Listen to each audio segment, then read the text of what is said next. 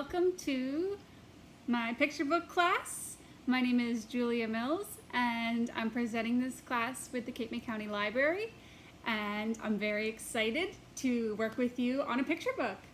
So let's get started. Really quickly, I want to tell you a little bit about myself. I am an art teacher. I teach 3rd grade up through 8th grade, but I also teach adults, and I've done several classes on color theory, on anatomy, on drawing, and on painting. But this is my first book on picture books, and they are very special to me. I'm a freelance illustrator, and my dream is to have a lot of picture books written by me and illustrated by me. And I want to start off by saying that this class is for everyone. So no matter what your level, if you've never drawn a picture book, if you've made picture books, if you want to try to get published, or if you're just doing this for fun, this class is for you. And I'm really excited to give you lots of information so you can make your best work. So without much more ado, let's get started. Let me start by telling you some basics about picture books. So if you haven't really looked at picture books, you probably have an idea. You know, they have pictures, they have words, and they're fun to read. But there's a lot that goes into the format and the making of a picture book. And especially if you're leaning towards getting your book published, you want to follow the format correctly. So let's start by looking at some different picture books and their shape and size. So when you have a picture book, it can be a horizontal format like this. I have little sticky notes on here I'm going to explain as I go on. So you've got a horizontal format. You've got a vertical format.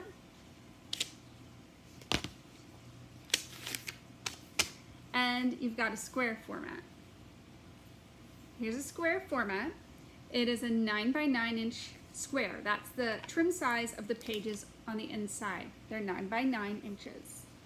And what I've done with each one of my picture books is I've made a little sticky note about telling me how many pages, if they're self-ended or separate-ended, and the size of the pages. So what's self-ended or separate-ended? Let me tell you. A self-ended book means that those 40 pages, the first page, so page 1 and page 40, are glued down to the book board.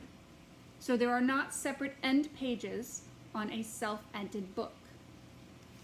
On a separate-ended book, like this is also 40 pages, but it's separate-ended, which means it has a separate kind of paper glued down, and then here's your 40 pages in here. So you actually get a little more room to work in a separate-ended book. You can tell it's separate-ended by doing a page count, but also often the end papers are slightly different texture. Often they're more matte and the printed pages are more shiny. Not all the time. But take a look at some picture books in your collection, or grab some from the library if you can. I know you can order them online and pick them up right now. Look and see, are they separate-ended, are they self-ended, and what's your page count? Page count is really important, and we're going to talk about it a lot. When I went through my picture books that I had in the house, most of them were 40 pages, but standard would be 32, 40, or 48. Because of the way that pages are printed, usually it's multiples of 8. So it's really important, if you're trying to get a book published, that you stick to a standard page count, because anything out of the standard range is going to cost more to print. So it's going to be less likely, unless you're very famous, that they're going to want to print it. So we, for this class, are going to do a 40-page self-ended picture book. That sounds like a lot of words, but I'm a visual learner, so I gave you a really nice diagram of what that looks like. So as you can see, you don't get 40 pages for your whole story. Some of you are going, whew, I didn't have 40 pages worth of material. Some of those pages are taken up first by your paste down at the beginning and the end. Then you've got something like end papers.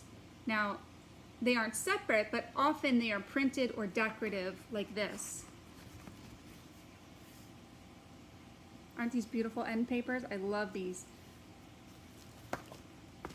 That's going to take up a spread, and then usually you have a title and dedication, which takes up another spread. A spread is 2 pages, so these are spreads. That leaves you with just 16 spreads for storytelling. So even though it seems like a lot of pages, when you get down to it, it's not that many. This is going to be available for you to download when you go into your class materials for this class.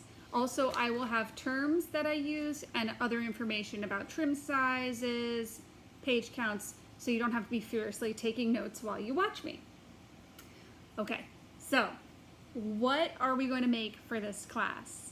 Well, I have big goals for you. I really want you to make work all the way through. So do thumbnails, do a dummy, and then do some finished artwork for your picture book.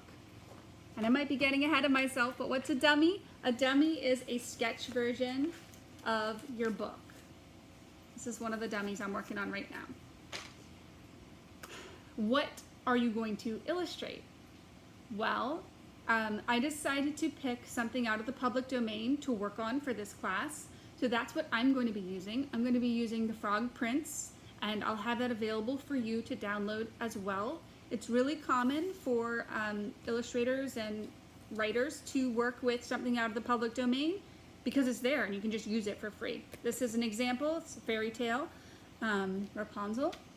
And so for us, I'm going to have the frog prints. If you want to rewrite that and change it, if you want to do the frog prints in space, or you want to put a spin on it, you are more than welcome to take the story and rewrite it, or you can use it just as it is.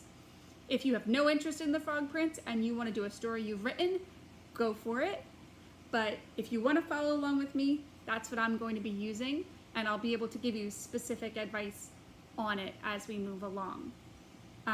Speaking of, as you're working on your project, I want to let you know you're welcome to email me, and I will get back to you with any questions you might have. I will also answer questions in the next session. So if you have questions from this session, please email them to me.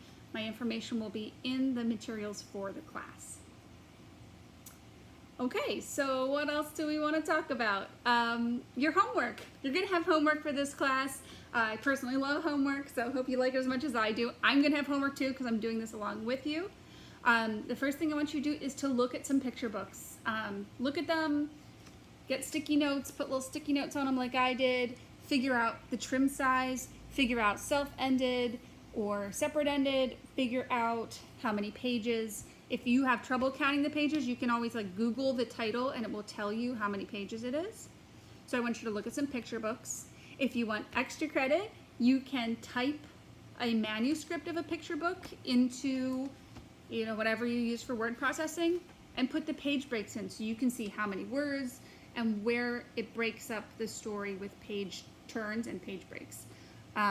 This is a good one because it doesn't have many words in it. And they're all nice and big and short. I like picture books that don't have a lot of words. It's less work for me.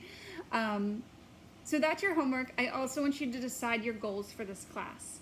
Do you want to work on your own project? Do you want to work on the frog prints with me?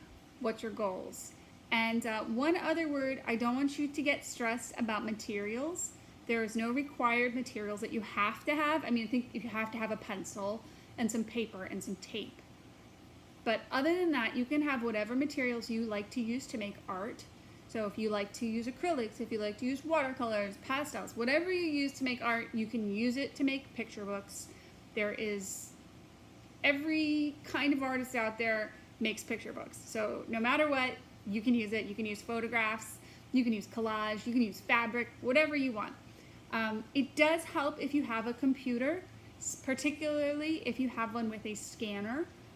If you don't have that, a copier, or you can just copy black and white, is going to really help you when you make your dummy, because you want to be able to change things around. And I work a little bit digital and a little bit by hand with tape, so you can do either. But it does help if you have some editing software and some way to print out your text so that you can see the text and the images together. So I hope you are as excited about this class as I am, and I cannot wait to see what you make. I think it's going to be really fun, and when you're done, you should have a full picture book sketched out and some finished work. And I think it's going to be a really great experience for you, and I can't wait to see what you make. Thanks so much, and I'll see you in 2 weeks.